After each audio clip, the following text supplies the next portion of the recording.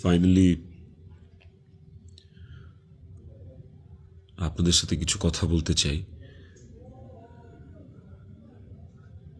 আমি আসলে কখনোই চাই নাই যে মানুষটা পৃথিবী থেকে চলে গেছে সেই মানুষটাকে নিয়ে খুব বেশি বড় কোনো কনভারসেশন আপনাদের সাথে করতে। আমার ওয়াইফ ইকরা, ওই যেহেতু এই পৃথিবীতে নাই, ওরে নিয়ে এত ক্লিয়ারিফিকেশন, ওকে নিয়ে এত কনভারসেশন আমার কাছে মনে হয়েছে যে দরকার নাই। আমি বরাবরই আমার সংসারের ব্যাপার, আমার ঘরের ব্যাপার আমি ঘরে রাখতে পছন্দ করি। সেই জায়গা থেকে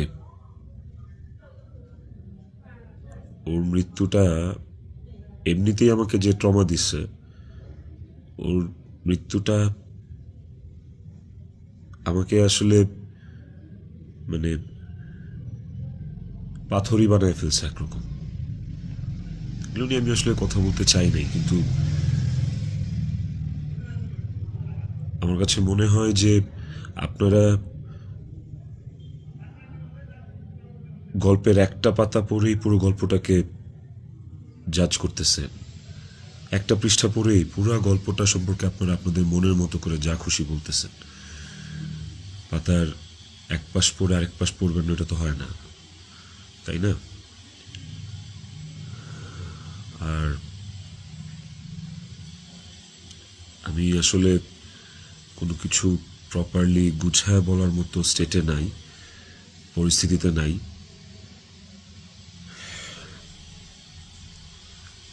আপনাদেরকে আমি কয়েকটা কোয়েশ্চেন অ্যান্সার দেওয়ার জন্য আসলে ভিডিওটা করতেছি, যে প্রশ্নের উত্তরগুলি আপনাদের কিছুটা হলেও কনফিউশন দূর করবে।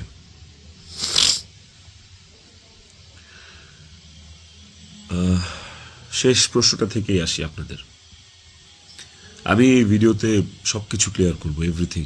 আমি আপনাদের প্রত্যেকটা প্রশ্নেরই উত্তর দেওয়ার চেষ্টা করব।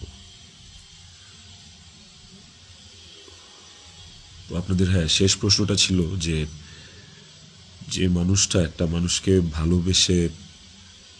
ভালোবাসা প্রমাণ দিতে যে আত্মহত্যা করে চলে গেল, মরে গেল, আমি ওই মানুষটা শেষবারের মতো মুখটাও দেখতে আসলাম না। এই যে আপনাদের প্রশ্নটা, আচ্ছা আপনারা কি আমার দেশে আসার মতো পরিস্থিতি রাখছেন? হ্যাঁ, আমি দেশে আসা মাত্রই আমার উপর মব সৃষ্টি হবে। আমি দেশে আসার মাত্রই আপনারা আমাকে টাইনা ছিঁড়ে ফেলবেন। আমার ফোনে এত এত এত থ্রেটস আমি আপনাদেরকে বলে বুঝাইতে পারবো না। আমার কাছে এমনও ইনফরমেশন আসছে যে এয়ারপোর্টের বাইরে লোক রেডি করা আছে, আমি যাওয়া মাত্রই they will gonna hit me, they will gonna kill me.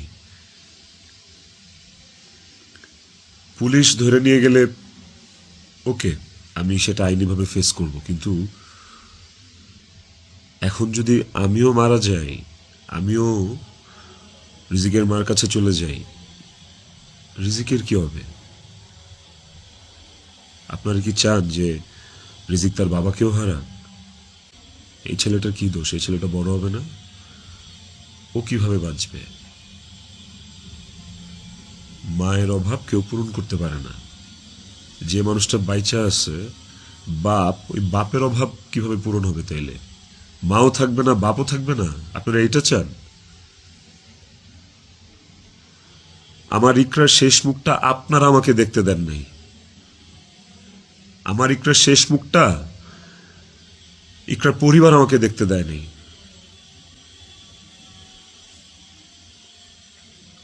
16 বছর সংসার করছি, 16 বছর একটা শত্রুর সাথেও যদি কেউ এক ছাদের নিচে থাকে, সে মারা গেলে তার চেহারাটা দেখার জন্য ছটফট করে মানুষ। আর আমার বউ ছিল, আমি ভালোবাসা তার বিয়ে করছি, ওই মানুষটা মারা গেছে, তার শেষবারের মতো তার চেহারাটা আমি দেখবো না?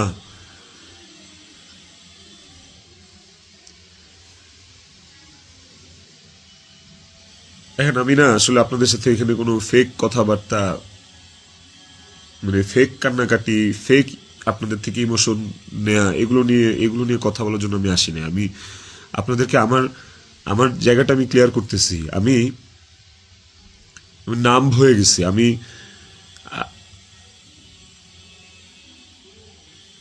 আমারও মনে হয় যে আমি যে কোনো সময় কোনো একটা দুর্ঘটনা ঘটায় ফেলতে পারি, বাট ওই মুহূর্তে যখন রিজিকের ফেসটা আমার চোখের সামনে আসে না, আমি আমি নিজেকে শক্ত না করা ছাড়া আমি কোনো উপায় দেখি না। কারণ এখন আমার কাছে সবচেয়ে ম্যাটার করে রিজিকের লাইফ। ইকরা নাই, ওকে আর ফিরায় আনা কোনোদিন সম্ভব না।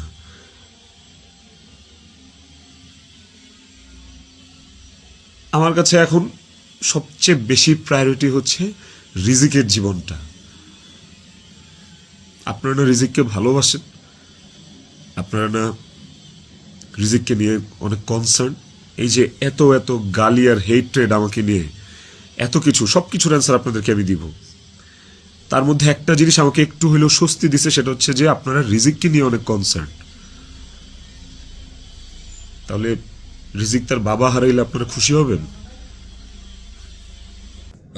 আপনাদেরকে আরেকটা কথা বলবো, সেটা হচ্ছে যে আপনারা অনেকেই বলতেছেন যে এদিকে বউ মারা গেছে অথচ আমি আসতেছি না, নেপাল থেকে আসতে কয় ঘন্টা লাগে, নেপাল কি মঙ্গল গ্রহে নাকি, অনেক অনেক কথা বলতেছে। কন্টেন্ট ক্রিয়েটাররা ভিডিও বানাইতেছে যে নেপাল থেকে আসলে 1 ঘন্টা লাগে, এই লাগে সেই লাগে। ভাই, আমি নেপালে 18 বার আসছি, আমি জানি নেপাল থেকে যেতে কতক্ষণ লাগে। কিন্তু নেপাল থেকে বাই রোডে বাংলাদেশে যাওয়ার কোনো সুযোগ নাই। ইন্ডিয়া হয়ে বাই রোড যাওয়া যায়, সেটাও লুকায় টুকায় যাওয়া যায়, অথবা ইন্ডিয়ার ভিসা থাকা লাগে। কিন্তু যেদিনের ঘটনা, সেদিন আমি এমন কোনো চেষ্টা বা প্রয়াস বাদ রাখি নাই যে নেপাল থেকে বাংলাদেশে যেন আসা যায়। সেটা বাংলাদেশ নেপাল ডিরেক্ট ফ্লাইট হোক, ছিল না। ট্রানজিট ফ্লাইট ছিল না, একটা ট্রানজিট ফ্লাইট ছিল, ওইটার টাইম আর ওইটাতে আসলাম, ওকে পরের দিনে আসতে হইতো। তারপর আমি বিজনেস ক্লাস ট্রাই করছি, যে কোনো ট্রানজিট ফ্লাইটে বা নেপালের ফ্লাইটেই কোনো বিজনেস ক্লাস আছে কিনা। আমি অনেকভাবে চেষ্টা করছি যে সামহাও বাংলাদেশে আমি ঢুকতে পারি কিনা, বাট ওই দিন, যেদিনের ঘটনা, ওই দিন আমি কোনোভাবেই টিকিট ম্যানেজ করতে পারিনি। এটা হচ্ছে যেদিনের ঘটনা, সেদিনের কথা বললাম। আর এরপরের দিন আপনারা যে বলতেছেন যে শেষ দেখাটাও দেখলাম না, আসলাম না, এই না সেই না, আমি টিকিট কাটছিলাম। কারণ ওই টিকিটটা ছাড়া অন্য কোনো টিকিটে আসলেও অন্য কোনো টিকিটে আসলেও আমাকে দেরি করে আসতে হইতো। সো সবচেয়ে ফাস্টেস্ট টিকিট ছিল এটাই, বাংলাদেশ বিমানের কাঠমান্ডু টু ঢাকা, বাংলাদেশ বিমানের কাঠমান্ডু টু ঢাকা। দেখেন এখানে লেখা আছে 1 মার্চ, এই যে 1 মার্চ। আমি টিকিট কেটে ইমিগ্রেশন পার করেও চলে আসছি। তারপরে যেটা হয়েছে, আমার কাছে ইনফরমেশন আসছে যে এয়ারপোর্টে এভরিথিং ওয়াজ রেডি। আমি ঢোকা মাত্রই আমাকে হিট করবে বা আমাকে পুলিশের হাতে পড়ার আগেই আমাকে যা করার করবে। তো ওই অবস্থায় তো আমি দেশে ঢুকবো না। এবং এর সাথে শুধু আমার কাছের মানুষজনই যে জড়িত তা না, আর অনেক মানুষজন জড়িত। আমি পুরোটা না বলি, কাউকে ছোট করতে চাই না বা কাউকে আমি এখনই দোষ দিতে চাই না। তো আমি যখন বুঝতে পারলাম যে আমি দেশে আসা মাত্রই আমার উপর অ্যাটাক হবে এবং এটা হিতের বিপরীত হবে, এবং এখন মব হলে যেটা হয় যে পুলিশও আসলে অনেক সময় নিরুপায় হয়ে যায় সিচুয়েশনে, ওই জিনিসটা অ্যাভয়েড করার জন্য যে আমার কিছু হইলে এখন আমার ছেলের কী হবে, আমার ছেলে তো আমার পথ চেয়ে বসে আছে, ওই ব্যাপারটা যখন আমি জানতে পারি, ক্লিয়ারিফাই হই, তখন আমি ইমিগ্রেশন ক্রস করার পরেও আমি অফলোড হই। দেখেন এখানে রিজেক্টেড লেখা আছে, অফলোড হওয়ার। তো এই ছিল রিজন। আর যারা বলতে চাচ্ছেন যে আমি আসি নাই, আমার আসার ইচ্ছা নাই, দেখার ইচ্ছা নাই, খুবই বুলশিট কথা এবং ভুল কথা। আমার বউ মারা গেছে, যার সাথে আমি 16 বছর কাটাইছি, যারা আমি ভালোবেসে বিয়ে করছি, যাকে আমি ভালোবাসছি, তার শেষ মুখটা আমি দেখতে আসবো না, এটা শুনতে পাইলেও বা এটা শোনার পরও আসলে আমার কলিজাটা কাঁপা ওঠে, আমার ছটফট করে। আমি যখন আপনাদের রিলস দেখি, আমি যখন আপনাদের ভিডিও দেখি যে কবরে শোয়ানো হচ্ছে, কবর খোঁড়া হচ্ছে, লাশের গাড়ি যাচ্ছে, ভাই আমি ঠিক থাকতে পারি না। আমার ভেতরটা যে কেমন ছটফট করে, আমি আপনাদেরকে এটা বুঝাইতে পারবো না। এটা বুঝানোর সাধ্য কারো নাই, যার যায় সে বুঝে, বিশ্বাস করেন, যার যায় একমাত্র সে বুঝে, আর কেউ না। আপনাদের অনেক বড় একটা প্রশ্ন, অনেক বড় একটা জানতে চাওয়া যে ইকরার সাথে আমার এমন কি কথা হইল যে ইকরা সুইসাইড করতে বাধ্য হয়েছে। ইকরার সাথে আমার ভিডিও কলে ইকরা এমন কি দেখলো যে ইকরা আত্মহত্যা করলো। তো নেপালে আসার পর থেকে সমস্ত কনভারসেশন ইকরার সাথে আমার শেষ পর্যন্ত আমি আপনাদেরকে প্রোভাইড করব। কমেন্ট সেকশনে আপনারা দেখবেন, দেখলে আপনারা বুঝতে পারবেন যে আসলে কি ঘটছে বিষয়টা। আরেকটা যে বিষয় সেটা হচ্ছে যে কিছু স্ক্রিনশট ঘুরে বেড়াচ্ছে ফেসবুকে, সোশ্যাল মিডিয়াতে, যে ওখানে লেখা আমি ইকরাকে বলতেছি আমি ওকে ডিভোর্স দিয়ে তিথিকে বিয়ে করব, অ্যান্ড আপনারা ভাবতেছেন এই জন্য ইকরা সুইসাইড করছে। আপনাদেরকে বলতে চাই ওই স্ক্রিনশটটা পুরোটাই ফেক। কারণ হচ্ছে আমি কোনোদিন ইকরার সাথে বাংলায় কনভারসেশন করি নাই, কোনো চ্যাটিংয়েই ওর সাথে আমার কোনোদিন কোনো বাংলায় এরকমভাবে বাংলা লেখায় ওর সাথে আমার কোনোদিন কোনো কনভারসেশন হয় নাই। ইকরার সাথে আমি সবসময় বাংলা আর ইংলিশ মিক্স কনভারসেশন করছি। বাংলা আর ইংলিশ মিক্স বলতে বাংলিশ ভাষায় আর কি, বাংলাটাকে ইংলিশে লিখে ওর সাথে কনভারসেশন করছি। তো ওই স্ক্রিনশটটা দেখে আপনারা ভুল বুঝেন না, মিসজাজ করেন না, ওটা একটা ভুয়া এবং ফেক স্ক্রিনশট। আমাকে ফাঁসানোর জন্য আসলে ওই স্ক্রিনশটগুলো বানানো। কে বা কারা বানাইছে আই হ্যাভ নো আইডিয়া। তো টক্সিসিটি একটা বিষয়, আমাদের রিলেশনশিপটা অনেক আগে থেকেই টক্সিক ছিল, অনেক আগে থেকে টক্সিক ছিল। তিথির সাথে পরিচয় হওয়ার আগে থেকেও টক্সিক ছিল, অ্যান্ড ও অনেক আগে থেকে আমার কাছে ডিভোর্স চাইতো, কিন্তু আমি কোনোদিনই ওকে ডিভোর্স দিতে চাইনি, তালাক দিতে চাইনি। আমার একটাই কথা ছিল যে আমি সংসার করব, কারণ আমি নিজে একটা ব্রোকেন ফ্যামিলি থেকে বড় হওয়া ছেলে। আমি যখন ক্লাস 5-এ বা 6-এ পড়ি তখন আমার বাবা মার মধ্যে ডিভোর্স হয়, সেপারেশন হয়। আমি খুব ভালো করে ফিল করছি, আমি নিজে ফিল করছি যে একটা ব্রোকেন ফ্যামিলিতে একটা সন্তান কোন ধরনের ইনকনভিনিয়েন্স, কত ধরনের সমস্যা ফেস করে, তার মেন্টাল স্টেট কেমন হয়। আমি কোনোদিনই চাইনি রিজিক এই স্বাদটা পাক। আমি কোনোদিন চাইনি যে রিজিক ব্রোকেন ফ্যামিলির বাচ্চা হোক, বেবি হোক, বা ও আমি যে কষ্টটা ফিল করছি আমার লাইফে এই কষ্টটা, সেম কষ্টটা রিজিক ফিল করুক, এটা আমি কোনোদিনই চাইনি। এই কারণে আমি অলওয়েজ আমার মধ্যে ট্রমাটা ছিল যে মানে ব্রোকেন ফ্যামিলির কনসিকুয়েন্সেস কি। আমি কোনোদিন ওর কাছে বলি নাই যে আমি ওকে ডিভোর্স দেবো বা আমি ডিভোর্স দিতে চাই। আমি অলওয়েজ ওর সাথে সংসারই করতে চাইছি। তো স্ক্রিনশট দিব, আপনারা দেখতে পাবেন। ইকরা শুরু থেকেই, আমাদের সম্পর্কের শুরু থেকেই অনেক সন্দেহপ্রবণ ছিল, আর এই সন্দেহ প্রবণতার কারণে আসলে আমাদের সম্পর্কটা বেশ টক্সিক হয়ে গেছিল। আর এই টক্সিসিটির মধ্যেও আমরা আসলে সংসারটা চালায় যাচ্ছিলাম। এই যে মানুষটা চলে গেল আমাদেরকে রেখে, এই যে মানুষটা মারা গেল, আমার সহধর্মিনী, ওরে নিয়ে আসলে আমার কতটুকু বলা উচিত আমি আসলে জানি না, কিন্তু সময় চলে আসছে, অনেক কিছু আপনাদেরকে আসলে জানানো উচিত, আপনাদেরকে জানাইতে হবে আমার, কারণ আপনারা একতরফা ভেবে যাচ্ছেন বিষয়টাকে। ওর কিছু বদভ্যাস ছিল, ওর জেনুইন কিছু বদভ্যাস ছিল যেগুলো আসলে ওকে আরও ক্রেজি করে ফেলছে, যেগুলো ওকে আরও মানে এমনি তো বাইরের মানুষ থেকে ট্রিগার্ড হইতো, ওই জিনিসগুলো ওকে আরও পেয়ে বসতো আর কি। এই বিষয়গুলো আসলে আমি জাস্ট মুখের কথা বলতেছি না, আমার কাছে প্রমাণ আছে। ইভেন আমি আপনাদেরকে এগুলো সব শেয়ার করব পরের ভিডিওতে with documents and all. Iqra triggered হয়েছে, কিন্তু সেটা আমি করি নাই। ইকরা ট্রিগার্ড হয়েছে আমারই কিছু ভাই ব্রাদার, কিছু কাছের মানুষ, যারা ওর আমার দুজনেরই কমন সার্কেল, যাদের সাথে ইকরার আমি দুজনই খুব ইন্টিমেট ছিলাম। ওরা ডে বাই ডে ওকে ট্রিগার করে করে আজকে এই জায়গায় নিয়ে আসছিল। এবং এই মানুষগুলা তো থার্ড পার্সন আমার জীবনে।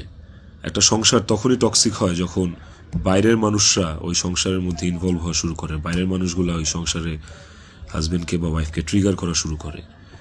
তো এই মানুষগুলা সম্পর্কে আমি পরে অন্য একটা ভিডিওতে হয়তো বলবো, বা এই মানুষগুলো সম্পর্কে ওরা যারা নিজেদেরকে কাকরাইল মসজিদের ইমাম সাহেব মনে করে আমার সংসারে ইন্টারফেয়ার করছে, তাদেরকে নিয়ে পরে কথা বলবো উইথ প্রুফ।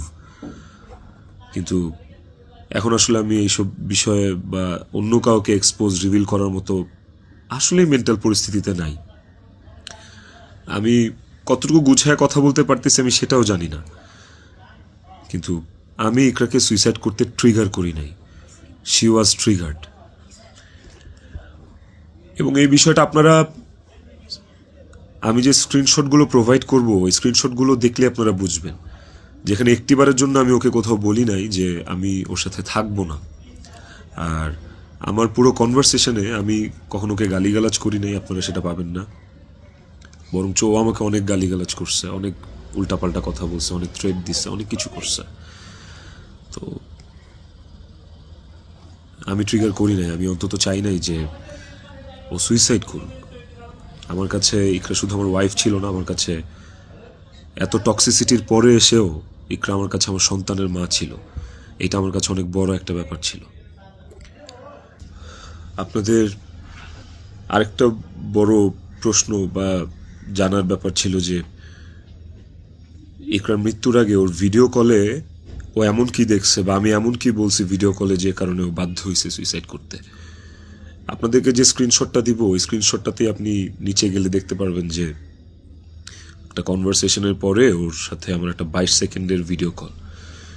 ওই ওই 22 সেকেন্ডের ভিডিও কলটার বিষয় বলি। ও আমাকে কল দিচ্ছে, আমি ফোনটা ধরছি, ধরার পর ও আমাকে বলছে যে আমার শেষবারের মতো দেখে না, আমার আর জীবনে কোনোদিন দেখবি না। তো ওর ওই কথাটা শোনার পরে আমার কাছে মনে হয়েছে যে আমি খুব ঘাবড়ে গেছি, আমি ভয় পেয়ে গেছি যে নিশ্চয়ই কোনো একটা দুর্ঘটনা ঘটবে। সাথে সাথে আমি আমার অ্যাসিস্ট্যান্টকে কল দিছি যে ম্যাডাম পাগলামি করতেছে, ম্যাডাম রে তাড়াতাড়ি যা দেখ ম্যাডাম কি করতেছে, তাড়াতাড়ি পাগলামি করতেছে। ওই অ্যাসিস্ট্যান্টের সাথে কথা বলার সময় আমার ফোনে ওই কথা বলা অবস্থাতে আরেকটা ভিডিও কল আসছে। অ্যাসিস্ট্যান্টকে আমি হোয়াটসঅ্যাপে কথা বলতেছিলাম, মেসেঞ্জারে আমার কলটা, ভিডিও কলটা আবার আসছে ইকরার থেকে। তো অ্যাসিস্ট্যান্টের সাথে কথা বলতে বলতে ওই কলটা রিসিভ করতে পারি নাই। অ্যাসিস্ট্যান্ট ততক্ষণে ম্যাডামের ওখানে গেছে, আর আমার কলটা যেহেতু আমি ধরতে পারি নাই, তারপর আমি অ্যাসিস্ট্যান্টের সাথে কথা শেষে আমি নিজে কল ব্যাক করছি। তারপর আর ওই কল ওখান থেকে আর কখনো রিসিভ হয় নাই। তো আমার কথা হচ্ছে যে আমার কথা ভাবে নাই, মানলাম। আমার ছেলেটা রিজিক পর্যন্ত যে ওকে গেটে ধাক্কা দিচ্ছে, নক করছে, বলছে যে মা দরজা খুলো, মা দরজা খুলো। রিজিকের কণ্ঠস্বরটা কি ওর কানে যায় নাই? রিজিকের প্রতি কি ওর একটু মায়া কাজ করে নাই রিজিকের কথাটা শোনার পরে? তো এই ভিডিও কলের বিষয়টাও আপনাদেরকে আমি ক্লিয়ার করলাম। আই হোপ আপনারা স্ক্রিনশট দেখলে বুঝতে পারবেন। এবার আসেন নেপালের শুটিং প্রসঙ্গ।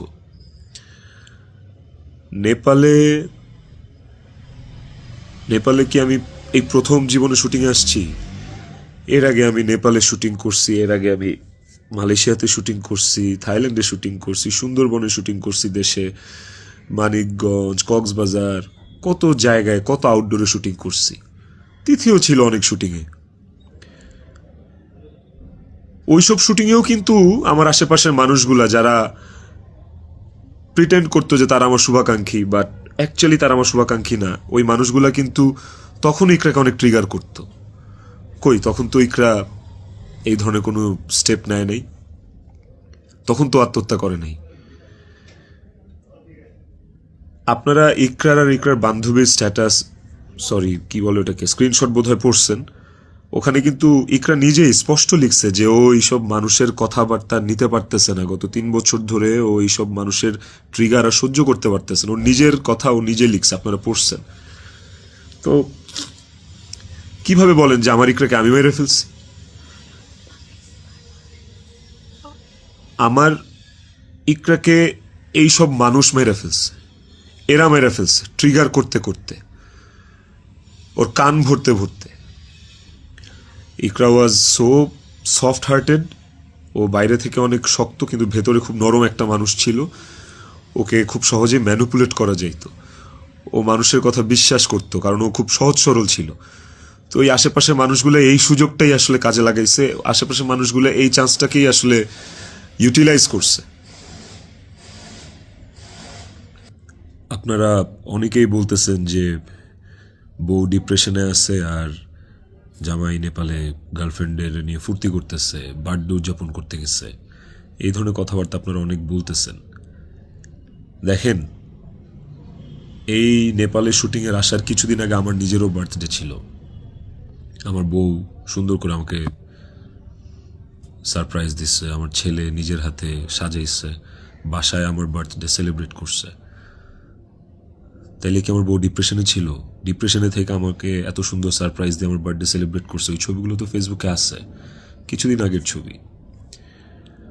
আর নেপালের যে বিষয়টা, তার আগে বলি যে আমরা যারা ইন্ডাস্ট্রিতে কাজ করি, আমাদের যখন কারো জন্মদিন থাকে সেটের, সেটা যেই হোক, সেটা হিরো হোক, হিরোইন হোক, ডিরেক্টর হোক, প্রডিউসার হোক, একটা মেকআপ আর্টিস্ট হোক বা একটা প্রোডাকশন বয় হোক, আমাদের শুটিং সেটে যখন কারোর জন্মদিন থাকে, আমরা সবাই শুটিং টিম থেকে, শুটিং ইউনিট থেকে তার জন্মদিনটা সেলিব্রেট করার চেষ্টা করি। কারণ আমরা সবাইকে ফ্যামিলি মেম্বার মনে করি। কেক কাটি ওই মানুষটাকে খুশি করার জন্য। তো ওই শুটিংয়ের মধ্যে, নেপালের শুটিংয়ের মধ্যে তিথির জন্মদিন, একটা অ্যাক্টরের জন্মদিন, আমাদের নায়িকার জন্মদিন, ওইটা কেক কেটে সেলিব্রেট করাটা কি দণ্ডনীয় অপরাধ আমার জন্য?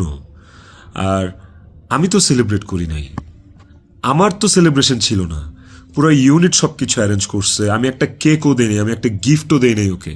যে যার যার মতো গিফট দিচ্ছে, কেক আনছে, সুন্দর করে সবাই মিলে ইউনিটের পক্ষ থেকে আমরা ওর বার্থডেটা সেলিব্রেট করছি। এবং ওর বার্থডেটা যে সেলিব্রেট করছি সেটাও চেষ্টা করছি খুব লোকিভাবে করার। স্টিল অনেকে ছবি তুলছে, দিছে, বাট আমার কাছে মনে হয়েছে যে এই জায়গায় তিথির জায়গায় বিধি থাকতে পারতো, এই জায়গায় আমি থাকতে পারতাম, এই জায়গায় অনেকেই থাকতে পারতো। ধরেন, এই নেপালে শুটিংয়ে আসার কিছুদিন আগে আমার জন্মদিন ছিল, তখন আমি একটা শুটিংয়ে ছিলাম। সেই শুটিংয়ে আমার জন্মদিন কেক কেটে উদযাপন করছে সেটে। তো আপনারা কি বলবেন যে আমার জন্মদিন উদযাপনের জন্য ওই দিন শুটিং রাখা হয়েছে, শুটিং করা হয়েছে? আর নেপালের মতো একটা আউটডোর শ্যুটে এমনি যাওয়া যায় না। একটা আউটডোর শ্যুটের অনেক প্ল্যান লাগে, যেটা 1-1.5 মাস আগে থেকে করা লাগে। যে আউটডোর শ্যুটের স্ক্রিপ্ট থাকা লাগে, অনেক কিছু আছে। আর্টিস্টদের স্কেডিউল, অ্যাকোমোডেশন, ট্রান্সপোর্টেশন, টিকিট, অনেক কিছু থাকে। সো বার্থডে উদযাপন করার জন্য নেপাল গেছি, এই কথাটাও আসলে যারা ইন্ডাস্ট্রির তারা আসলে এই কথাটা বলতে পারে না। বাইরের মানুষদেরকে আমি আর কি বলবো? তো এই বিষয়টাও আপনাদেরকে ছোট করে একটু ক্লিয়ার করলাম।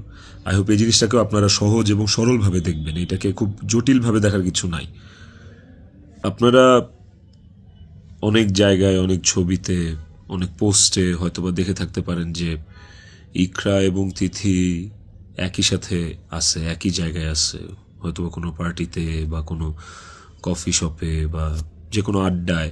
এরকম অনেক অনেক মোমেন্টস আমাদের একসাথে আছে, আমিও ছিলাম। এই আমার জন্মদিনে, আমার এই বছরের আগের বছরের জন্মদিনে সবাই ইনভাইটেড ছিল, সেখানে তিথিও ইনভাইটেড ছিল।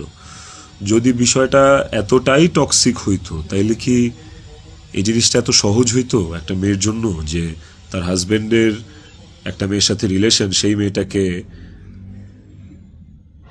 তার বার্থডেতে ইনভাইট করে, তার সাথে কফি খেয়ে, তার সাথে আড্ডা দিয়ে, জিনিসটাকে কেমন না বিষয়টা? এবং সেটা তো একবার দুইবার না, একাধিকবার। তিথির বিষয়টা নিয়ে যদি বলি, দীর্ঘদিন একসাথে কাজ করার কারণে, একসাথে স্ক্রিন শেয়ার করার কারণে আমাদের ইন্ডাস্ট্রিতে একটা আর্টিস্টের সাথে একটা আর্টিস্টের ভালো বন্ধুত্ব, ভালো বন্ডিং হইতেই পারে। তিথির সাথেও আমার খুবই ভালো একটা বন্ডিং ক্রিয়েট হয়েছিল এবং একটা নির্ভরশীলতার জায়গা আমাদের মধ্যে ছিল। তার মানে এই না যে আমি ইকরাকে ডিভোর্স দিয়ে তিথিকে বিয়ে করব। এই কথা না আমি কোনোদিন ইকরাকে বলছি, না তিথি কোনোদিন আমাকে এই কথা বলছে। সো এইটাকে এত জাস্টিফাই আপনারা করতে পারেন না। আই হ্যাভ প্রুভ, আমি আমি আমি কয়েক জায়গায় লিখছি যে তুমি আমার ওয়াইফ, ইকরাকে, যে তুমি আমার ওয়াইফ। তো আমার লাইফে ওয়াইফ একটাই, and it is you, and আমি তোমাকে ডিভোর্স দিব না, আমি তোমার সাথে সংসার করতে চাই। কয়েকবার এই কথা আমার কনভারসেশনে লেখা আছে, আপনারা দেখবেন। তিথির প্রতি এই সুন্দর একটা নির্ভরযোগ্যতার জায়গা তৈরি হওয়ার পেছনে যে কারণটা, সেটা হচ্ছে যে চারপাশে এত এত ভুল মানুষ দেখছি, চারপাশে এত এত কি বলে এটাকে, দুধের মাছি আমি পাইছি এই বিগত বছরগুলোতে। ওকে আমার কাছে অনেস্ট মনে হয়েছে, ওকে আমার কাছে ডেডিকেটেড মনে হয়েছে। আমার কাছে মনে হয়েছে যে অন্তত এই মানুষটা আমার জন্য ক্ষতিকারক না। তো যখন আপনি আপনার সারাউন্ডিংসে এরকম একটা মানুষ পাবেন যে মানুষটা আপনার জন্য ক্ষতিকারক না, ডেডিকেটেড এবং এবং যার সাথে আপনার মেন্টালিটি ম্যাচ করে, ওই মানুষটা সাথে আপনার ভালো বন্ডিং হওয়াটা খুব স্বাভাবিক। শুধু আমার না, আর অনেকের এরকম হয়। আমার এখন যেটা মনে হইতেছে সেটা হচ্ছে যে ইকরা আমার কাছে যতবার ডিভোর্স চাইছে, ও যতবার বলছে যে আমাকে ডিভোর্স দিয়ে দাও, আমার আসলে ওকে ডিভোর্স দিয়ে দেওয়া উচিত ছিল, তাইলে অন্তত ইকরা তো বেঁচে থাকতো। একটা টক্সিক সম্পর্ক ধৈরা বাইন্ধা টাইনা হেঁচড়া টিকায় রাখার থেকে আসলে ওই সম্পর্কটা না থাকাই ভালো। অন্তত মানুষগুলো তো জীবিত থাকতো। দেখেন, ইকরা মারা গেছে, ইকরা একা মারা যায়নি, ইকরার সাথে আমাকেও নিয়ে গেছে। আমি আমি এখন একটা জিন্দা লাশ। পৃথিবীতে পৃথিবীতে সবচেয়ে বড় শাস্তি কি হইতে পারে? আমি যদি ফাঁসিতেও ঝুলি, ওটা আমার কাছে কোনো পানিশমেন্ট না, শাস্তি না। আমাকে যদি আপনারা মব করে মাইরাও ফেলেন, সেটাও আমার জন্য শাস্তি না। আমি আমার শাস্তি পায়া গেছি। এবং এই যে জিন্দা লাশ হয়ে বেঁচে থাকাটা, এটা আমাকে সারা জীবন বয়ে বেড়াইতে হবে। ওর অভাব আমার সারা জীবন ফিল করতে হবে। আমার নিজের জন্য বাঁচার আসলে আর কিছু নাই। আমি আমার শাস্তি পায়া গেছি। আমি আমি এর চেয়ে বড় কোনো শাস্তি হইতে পারে না যে আমি একটা জীবিত লাশ হয়ে সারাটা জীবন পার করব। বিশ্বাস করেন, আমার দম বন্ধ হয়ে আসে, আমার নিঃশ্বাস বন্ধ হয়ে আসে। আমি আমি আমি 5 মিনিট পর পর আমি উন্মাদ হয়ে যাইতেছি। বাট ইভেন আমি সুইসাইড করারও অনেক চিন্তা ভাবনা করতেছিলাম। বারবার মনে হচ্ছিল যে আমি ইকরার কাছে চলে যাই, ইকরা আমাকে ডাকতেছে। কিন্তু যখনই রিজিকের চেহারাটা চোখের সামনে ভাইসা ওঠে না, ওই মুহূর্তে আসলে আর আর কিছু মাথায় কাজ করে না। মনে হয় যে না না না না, আমি করতে পারবো না, রিজিকের জন্য আমার বাঁচতে হবে। আপনারা প্লিজ প্লিজ রিজিকের জন্য হইলেও আমারে বাঁচতে দেন, আমারে দেশে আসতে দেন প্লিজ। আপনারা যদি রিজিককে ভালোবাসেন, আমাকে একটা সুযোগ দেন রিজিকের যোগ্য পিতা হয়ে দেখানোর। আমি ওকে একটা সুন্দর জীবন দিতে চাই। আমি ওর মায়ের অভাব পূরণ করতে পারবো না, কিন্তু আমি ওকে আমার বাবার ভালোবাসা থেকে, আমি ওর বাবার ভালোবাসা থেকে বঞ্চিত করতে পারবো না। আমি চাই না। আমি ওকে ওকে একটা আদর্শ বাবা হয়ে দেখাইতে চাই। আমার সন্তানটা আমার সাথে খুব কানেক্টেড। যারা আমার কলিগ, তারা দেখছে, তারা জানে যে আমার ছেলেটা আমার জন্য কি পরিমাণ ক্রেজি, পাগল। আমাকে আমার ছেলের কাছে যাইতে দেন আপনারা প্লিজ। ও আমার জন্য অপেক্ষা করতেছে। ওকে ওকে আমি মানুষের মতো মানুষ করতে চাই। ওকে আমি পৃথিবীতে সুখের একটা জীবন দিতে চাই। প্লিজ। আইনের প্রতি আমার শ্রদ্ধা আছে।